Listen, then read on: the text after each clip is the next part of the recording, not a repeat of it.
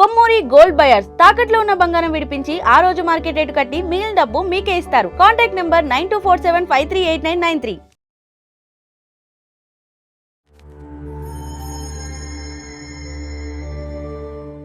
గజాననం భూతగణాదిసేవితం కపిత్తజంభూఫలచారుభక్షణం ఉమాసుతం శోక వినాశకారణం నమామి విఘ్నేశ్వర పాద పంకజం.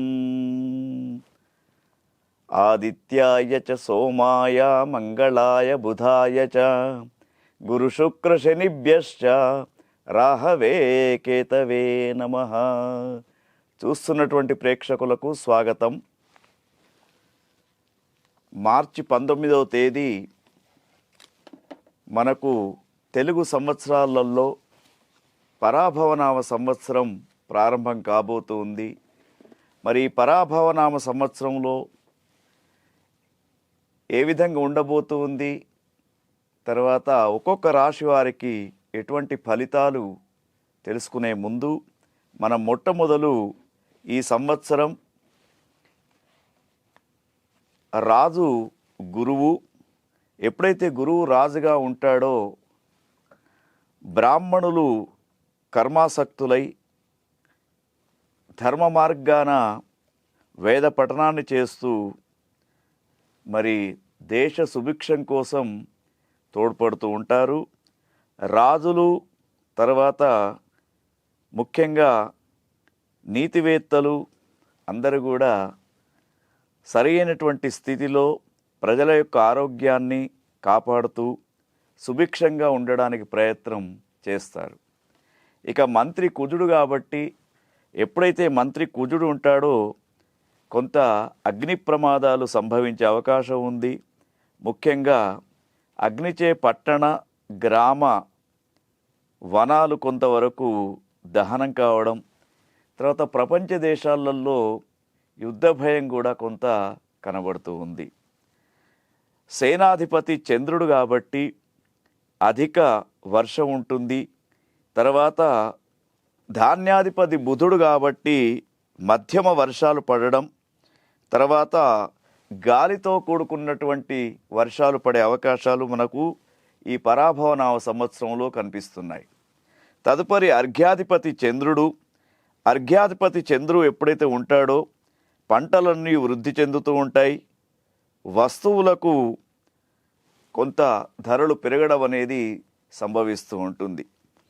మేఘాధిపతి చంద్రుడు దేశములందు అనేకమైనటువంటి రకాల ధాన్యాలు ఫలించడం, గోమాతలు రక్షించబడడం మరి మేఘాధిపతి చంద్రుని ద్వారా గమనించవచ్చు. రసాధిపతి శని కాబట్టి నెయ్యి, నూనె, బెల్లము, తేనె మొదలగు వస్తువులు అంటే రసజాతరకు సంబంధించినటువంటి వస్తువులు కొంత పెరగడం తగ్గడం అనేది ఈ సంవత్సరం చెప్పుకోదగ్గ విషయం. నీరసాధిపతి గురువు కాబట్టి రత్నాలు, బంగారము, ధాన్యము, దూది, తర్వాత తోళ్ళు ఇటువంటి వాటికి ధరలు కొంత ఎక్కువగా పెరిగే అవకాశం మనకు కనబడుతూ ఉంది. అంటే ఈ సంవత్సరం పరిపాలించే రాజులలో నవనాయకులలో 7 గ్రహాలు కూడా విశేషమైనటువంటి పరిపాలనను అందిస్తూ ఉన్నాయి. ప్రపంచమంతా కూడా సుభిక్షంగా ఉంటుంది. ముఖ్యంగా భారతదేశం చాలా వైభవంగా ఇతర దేశాలలో పేరు సంపాదించుకుంటుంది. మరి ఈ సంవత్సరం గమనించినప్పుడు వాస్తుకర్తరి విషయాన్ని చూసినప్పుడు మే 4వ తేదీ నుండి మే 28వ తేదీ దాకా వాస్తుకర్తరి ఉంది కాబట్టి గృహప్రవేశాలు ముఖ్యంగా కలపకు సంబంధించినటువంటి పనులు చేయకుండా ఉండడం మంచిది. తర్వాత ఈ సంవత్సరం జూలై 15వ తేదీ నుండి ఆగస్టు 11వ తేదీ దాకా మరి మౌఢ్య నిర్ణయం అంటే ఇక్కడ మనకు మౌఢ్యమే ఉంటుంది, దీన్నే గురుమౌఢ్యం అంటారు. ఈ గురుమౌఢ్యం ఉన్నటువంటి రోజులలో శుభకార్యాలు చేయడం జరగదు. తదుపరి శుక్రమౌఢ్యమాన్ని గమనించినప్పుడు 19వ తేదీ అంటే అక్టోబర్ 19 నుండి అక్టోబర్ 29వ తేదీ దాకా సుమారు ఒక 20 రోజులు శుక్రమౌఢ్యమి కూడా ఉంటూ ఉంది. ఈ శుక్రమౌఢ్యమిలో కూడా శుభకార్యాలు చేయడానికి అవకాశం ఉండదు. తర్వాత ఈ సంవత్సరం జూన్ 2వ తేదీన యమునా నదికి పుష్కర ప్రారంభం. జూన్ 2వ తేదీ నుండి 13వ తేదీ దాకా యమునా నది పుష్కరాలు ప్రారంభమవుతాయి.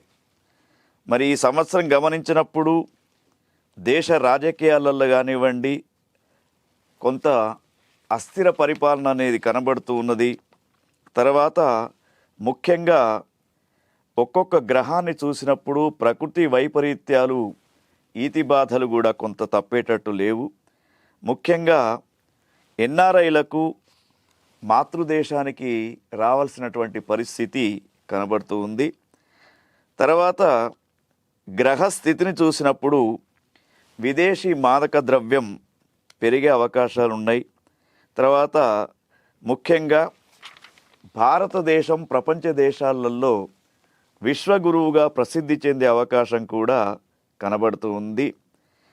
మరి ఈ సంవత్సరం గమనించినప్పుడు ప్రభుత్వ పరంగా రాజకీయ పరంగా పార్టీల పరంగా చూసినప్పుడు ఏ ఎలక్షన్ అయినా కూడా ఇప్పుడు వస్తున్నటువంటి కొన్ని రాష్ట్రాలలో ఉన్నటువంటి ఎన్నికలలో భారతీయ జనతా పార్టీకి బీజేపీకి విజయావకాశాలు కనబడుతూ ఉన్నాయి.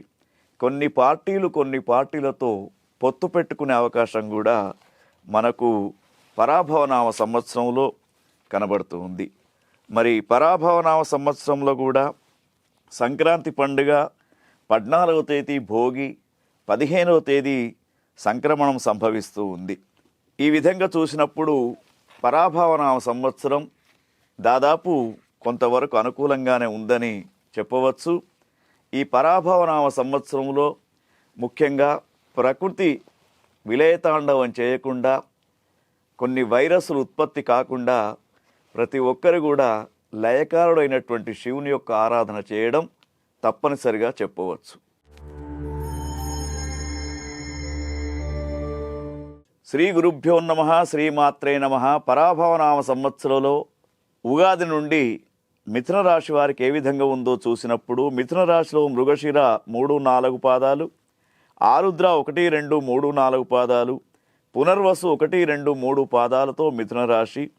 వీరికి ఆదాయం 8 అయితే ఖర్చు 11, రాజపూజ్యం 1 అయితే అవమానం 7.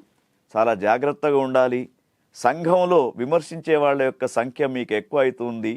ముఖ్యంగా ఈ మిథున రాశిలో ఉన్నటువంటి ఎవరైతే పీఠాధిపతులు ఉంటారో వాళ్లకు కొంత విమర్శలు అనేవి వచ్చే అవకాశం కనబడుతుంది.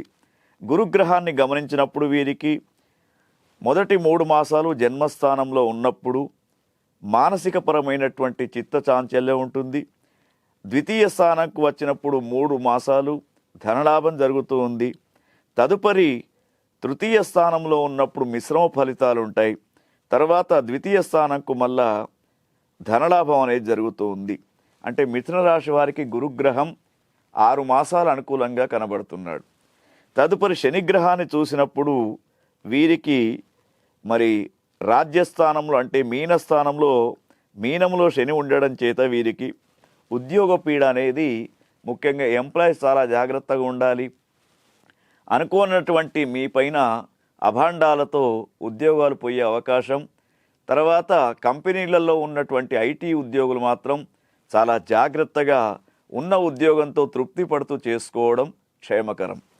తర్వాత వీరికి రాహుగ్రహాన్ని గమనించినప్పుడు కూడా మరి వీరికి అనుకూలమైనటువంటి స్థితి లేదు. చేసే పని అంతా కూడా ముందు దాకా వచ్చేసి ఆ పని మరి సరిగ్గా కాకపోవడం ఒకటి. తదుపరి వీరికి కేతుగ్రహం కూడా అనుకూలంగా లేదు కాబట్టి ఆరోగ్య సంబంధమైనటువంటి రాహు కేతువులు ఇవి ఛాయాగ్రహాలైనా కూడా వీటి యొక్క ఎఫెక్ట్ ఎక్కువ ఉంటుంది. కాబట్టి కేతువులకు సంబంధించినటువంటి పూజాది కార్యక్రమాలు చేయించుకోవాలి. ఒకవేళ మీ లగ్న కుండలిలో ఏదైనా కాలసర్ప దోషం ఉన్నా ఏదైనా ఉన్నా కూడా కనిపించే నెంబర్కు మీ వ్యక్తిగతమైనటువంటి విషయాలు కూడా తెలుసుకోవచ్చు. ముఖ్యంగా మిథున రాశి వారికి మిశ్రమ ఫలితాలు కనబడుతూ ఉన్నాయి. ఈ పరాభవనామ సంవత్సరంలో ముఖ్యంగా ఇక్కడ గమనించినప్పుడు విద్యార్థులకు 6 మాసాలు అనుకూలంగా ఉంది. పరిశ్రమ ఎక్కువ చేస్తే రిజల్ట్ వచ్చే అవకాశం ఉంది. తదుపరి నిరుద్యోగులకు కొంత గడ్డు కాలంగా చెప్పుకోవచ్చు. ఇక ఉద్యోగులకు పై అధికారుల వల్ల కొంతవరకు సమస్యలు ఏర్పడుతూ ఉన్నాయి. తర్వాత వ్యాపారస్తులకు అనుకూలమైనటువంటి కాలం కాదు. పంట కొన్న తర్వాత దానికి నష్టం రావడం అనేది జరుగుతూ ఉంటుంది. రైతన్నలకు ప్రకృతి వైపరీత్యాల రీత్యా కొంత పంట నష్టం అనేది జరుగుతూ ఉంది. తర్వాత కళాకారులకు, సినీ కళాకారులకు, మీడియా రంగంలో ఉన్నటువంటి వారికి, కవులకు, కళాకారులకు కొంతవరకు సమాజంలో గౌరవం తగ్గుతూ ఉంటుంది. చాలా జాగ్రత్తగా ఉండాలి. అనవసరమైనటువంటి విషయాల జోలికి వెళ్ళడం మంచిది కాదు. ముఖ్యంగా రాజకీయ నాయకులకు వారి యొక్క మర్యాదకు హాని, అంటే సంఘంలో విమర్శలకు గురి కావడం అనేది చెప్పుకోదగ్గటువంటి విషయం. మరి వీరు ముఖ్యంగా దుర్గామాత యొక్క ఆరాధన కానీ చేయడం, లేదా ప్రతిరోజు విష్ణు సహస్రనామ పారాయణం చేయడం వీరికి శ్రేయస్కరంగా చెప్పుకోవచ్చు. ఓం తత్సత్.